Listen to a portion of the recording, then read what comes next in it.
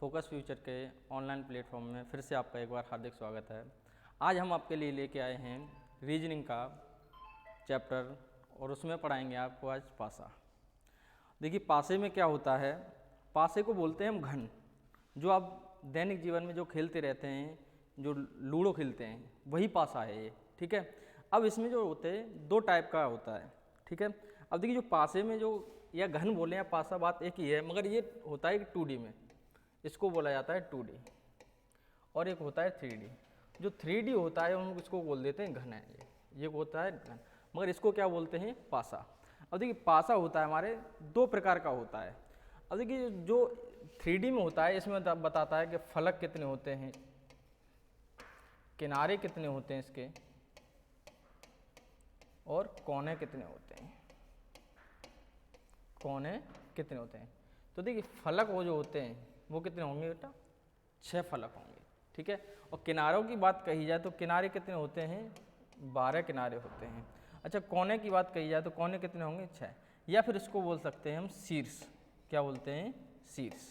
ठीक है, इसको बोलते हैं शीर्ष। तो यानी जो इसको हम गिन सकते हैं। 2D में क्या आता है, तो 2D में जो हमारा पासा दिखाई देता है वो ऐसा दिखाई देता है। देखो ये 2D में हमारा पासा कैसा दिखाई देगा, इस तरीके से।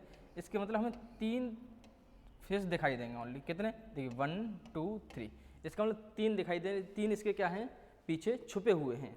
अब देखिए जो पासा होता है वो 2 टाइप का होता है। तो देखिए इसमें जो 3D में दिखाई देगा वो हम पूरा पासा देख सकते हैं। अब देखिए इसमें जो फलक दिखाए होते हैं वो कितने होते हैं, 6, किनारे कितने होते हैं, 12, शीर्ष या कोने की बात करें वो कितने होते हैं, 8 होते हैं। तो इसमें हम क्या है, 3D वाले को हम पूरा देख सकते हैं। इसकी 3 डायमेंशनल बोलते हैं, 3 डायमेंशनल, इसको बोलते हैं 2 डायमेंशनल। अब पासा हमारा होता है 2 प्रकार का। ठीक है, तो देखिए 2 प्रकार का पासा होता है, उसको देखते हैं। पासा हमारा 2 प्रकार का होता है। तो देखिए पहला जो पासा होता है उसे बोलते हैं हम साधारण। क्या बोलेंगे, साधारण पासा। और दूसरा होगा हमारा मानक पासा। दूसरा क्या होता है बेटा, मानक पासा। अब इसकी पहचान क्या है, साधारण पासा और मानक पासे की। देखिए साधारण पासा वह पासा होता है जिसकी संलग्न सतह का योग 7 हो। क्या हो, संलग्न सतह का योग कितना होगा, 7 होगा। तो देखिए इसमें जो पासा होगा इस तरीके से दिखाई देगा, जो पासा ये बताया था मैंने आपको, इस तरीके से। तो इसकी जो संलग्न, तो यहाँ पर देखिए यहाँ 3 या 4 और यहाँ पर 1। तो देखिए किन्हीं 2 सतहों का, यानी बोल सकते हैं 2 जो संलग्न सतह हैं। ठीक है, तो इसकी जो संलग्न सतह का जो योग होगा वो कितना होगा, 7 होगा। ठीक है, और सिर्फ कितनी, 2 सतहों का योग होगा, यानी कि तीनों, सिर्फ 2 सतहों का योग अगर 7 हो गया तो हमारा कैसा कहलाता है बेटा, साधारण पासा कहलाता है। ठीक है, अब देखिए उसके बाद मानक पासा। और इसमें ध्यान देना कि इसमें कभी भी विपरीत का योग 7 नहीं होगा, विपरीत का योग 7 नहीं होता है।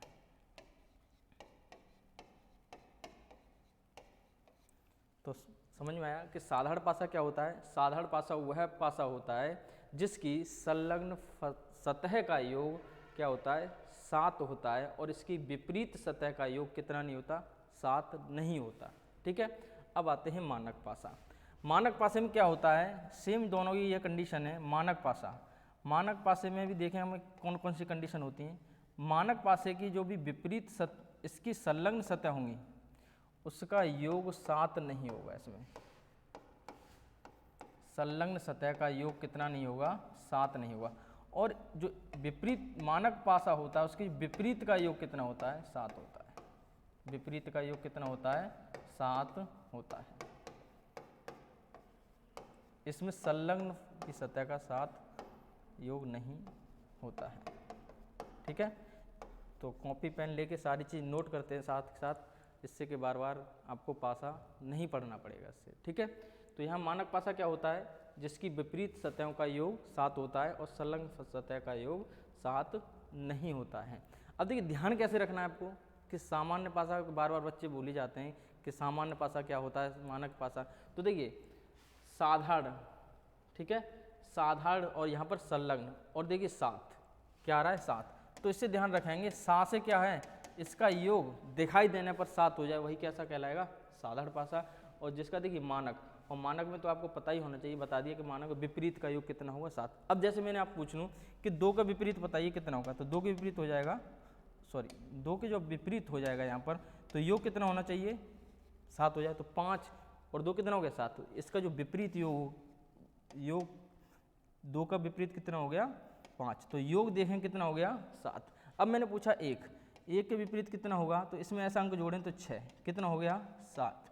अब देखिए 3 के विपरीत यहाँ पर कितना हो जाएगा 4, तो ये इसके विपरीत अंक हो गए। 2 के विपरीत हो गया 5, 1 के विपरीत हो गया 6 और 3 के विपरीत हो गया 4। तो मानक पासा इस तरीके से हमेशा इसका जो विपरीत का योग होगा वो कितना होगा 7 होता ही है, ठीक है। उसके बाद देखिए साधारण अगर पासे की बात की जाए कि साधारण पासे के बताइए कि 3 का विपरीत आपसे पूछ ले, तो देखिए इसमें देख लेते हैं कि जो 3 के विपरीत, अब देखिए जो पासे में अंक दिखाई होते हैं वे कभी एक दूसरे के विपरीत नहीं होते हैं। क्या होते हैं, वह अंक कभी एक दूसरे के विपरीत नहीं होते हैं, बस इतनी बात हमेशा ध्यान रखना है। अब देखिए 3 के विपरीत कौन सा नहीं हो सकता, नहीं तो 4 हो सकता, नहीं 1 हो सकता, कभी नहीं होगा ये, ठीक है। जो अब बचे हुए अंक हैं, तो देखिए कौन सा अंक बचा हुआ है 2, और कौन सा बचा हुआ है आपका 5, और कौन सा बचा हुआ है 6, तो ये इसके विपरीत हो सकते हैं। उसके बाद मैं आपसे पूछ लूँ 4 के विपरीत कौन सा नहीं होगा, जो आपको दिखाई दे रहा है, नहीं तो 3 4 1 एक दूसरे, अब एक दूसरे ये दिखाई देने वाले कभी एक अपने के विपरीत नहीं होते हैं। जो बचे हुए अंक होंगे, 2 बचा हुआ है, 5 बचा हुआ है, 6, यानी इसमें जो दिखाई नहीं दे रहे वही एक दूसरे के क्या हैं, विपरीत हैं, ठीक है। उसके बाद अगर मैं पूछ लूँ कि 2 के विपरीत बताइए, अब देखिए 2 के विपरीत कौन कौन से अंक हो सकते हैं। देखिए 2 के जो आप देखिए 2 यहाँ दिखाई नहीं दे रहा, इसका मतलब 3 भी हो सकता है, 4 भी हो सकता है, और 6 भी हो सकता है, और कितना हो सकता है बेटा 1 ही हो सकता है। कौन सा विपरीत नहीं होगा इसका, 5 विपरीत इसका होगा नहीं, क्योंकि ये विपरीत अंक अगर 5 आ जाएगा तो वो कितना हो जाएगा 7, और 5 और 2 7 हो जाए। तो हमने अभी बताया था कि जो 2 के विपरीत 5 होते ही ये 7, और 7 कभी भी योग होता नहीं विपरीत, ये बताया था 7 विपरीत योग होता ही नहीं है इसका, ठीक है। तो 5 के 2 विपरीत कभी नहीं होगा, ठीक है। तो 2 के विपरीत जो अंक हो जाएंगे वही हो जाएंगे, ठीक है। उसी के बाद जैसे हो जाए 5, अब 5 के बाद 2 नहीं होगा, उसके बाद जितने बचे जाएंगे 3 बचे जाएंगे, 4 बचे जाएंगे, 6 बचेगा और 1, ये इसके विपरीत हो जाएंगे, ठीक है। तो साधारण पासा और मानक पासे की आपको समझ में आया होगा कि कौन सा साधारण होता है और कौन सा मानक होता है, ठीक है। अब देखिए इसी पे आपसे क्वेश्चन पूछ लेता है। अब आपसे पूछ लेगा इसमें ये पासा दे दे या मानक। अब आपको अगर एक पासा दिया है, यानी पासे का एक प्रारूप दे रखा है, तो उसमें बताना है कि कौन सा अंक किसके विपरीत होगा। तो इसलिए मैं इस पर क्वेश्चन कराता हूँ आपको। अब देखिए, अब पहले आपको ये देखना है कि ये पासा कैसा है। तो देखिए कहीं अगर सामने से दिखाई देने पर योग कितना हो जाए 7, और 7 से अब मैंने बताया था अभी 7, और 7 से संलग्न, और संलग्न सतह का योग कितना हो जाए 7 हो जाए, तो कौन सा पासा होता है, साधारण पासा होता है। अब देखिए इस पासे में 2 के विपरीत कौन सा अंक होगा। अब देखिए यहाँ पर 6 और 1 कितना हो रहा है 7, इसका मतलब ये कैसा पासा है, साधारण। अब आपसे पूछा है कि 2 के विपरीत बताइए, अभी बताया था, अब कौन सा अंक न होना चाहिए, यहाँ 2 दिखाई दे रहा है, इसका मतलब 5 पीछे नहीं होगा, बाद बाकी जो बचे हुए अंक हैं यहाँ दिखाई दे रहे हैं, इसके बाद जो बचे हुए हैं वो सारे अंक क्या हो जाएंगे, विपरीत, यानी 1 से 6 तक जो बचे हुए हैं। इसके बाद देखिए कौन सा बचा हुआ है, आपसे देखिए पहला ऑप्शन देख लें, 3 और 4 हो सकता है, बिल्कुल हो सकता है। अब 3 और 5 ये नहीं हो सकता, और 4 और 5 ये भी नहीं हो सकता। अब देखिए क्या ये हो सकता है 3, जो 5 आएगा तो 5 तो कभी विपरीत हो ही नहीं सकता, इसका मतलब जो होगा आंसर इसका कौन सा हो जाएगा, 3 और 4 इसके विपरीत हो सकते हैं, ठीक है। उसके बाद आते हैं अगले वाले क्वेश्चन पर। अब देखिए इस पासे में क्या पूछा है कि इस पासे में अंक 3 के विपरीत फलक पर कौन सा अंक होगा, ठीक है। अब देखिए यहाँ 5 और यहाँ 3, यहाँ कहीं देखिए 5 और 3 8, 5 और 1 6, कहीं 7 नहीं हो रहा, इसका मतलब पासा कैसा है, मानक। सबसे पहले अगर एक पासा दे रखा है वहाँ पर पहचान ही सीखनी कि वह पासा दे कैसा रखा है। तो जो आपसे पूछ रहा है कि इसमें एक अंक के विपरीत बताइए कि कौन सा अंक होगा।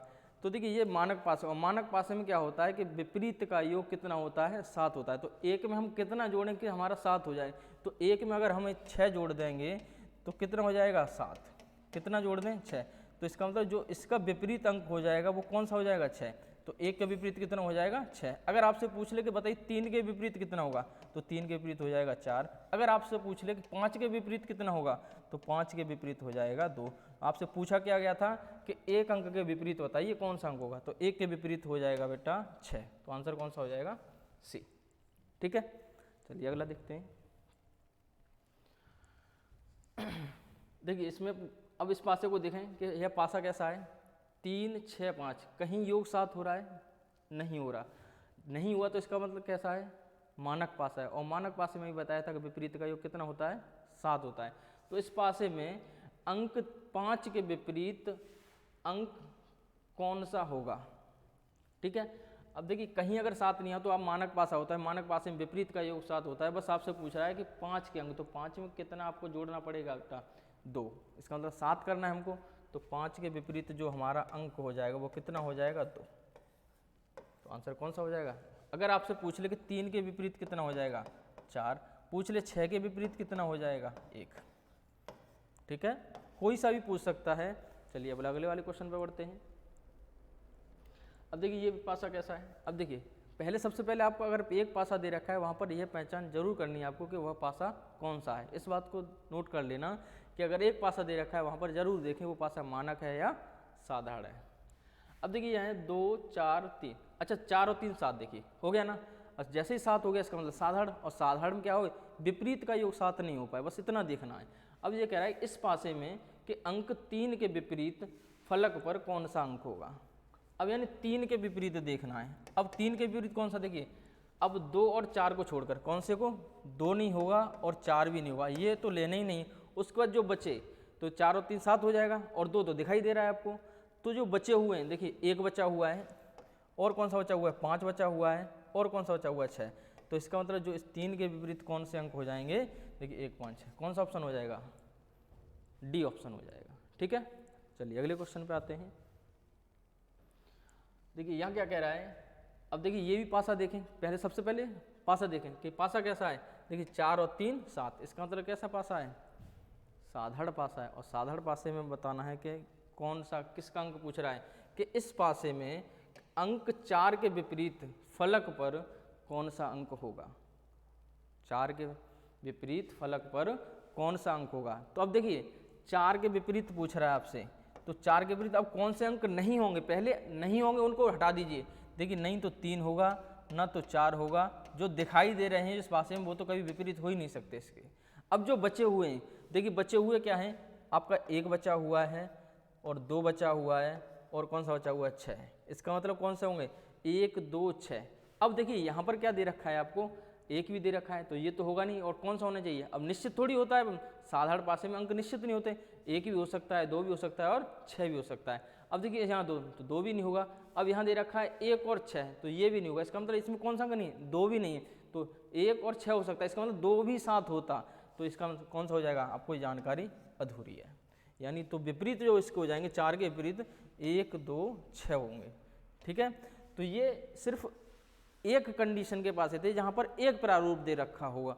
इसके बाद जो आते हैं 2 प्रारूप आते हैं, वहाँ पर ना तो आपको साधारण देखना है, नहीं तो मानक देखना है।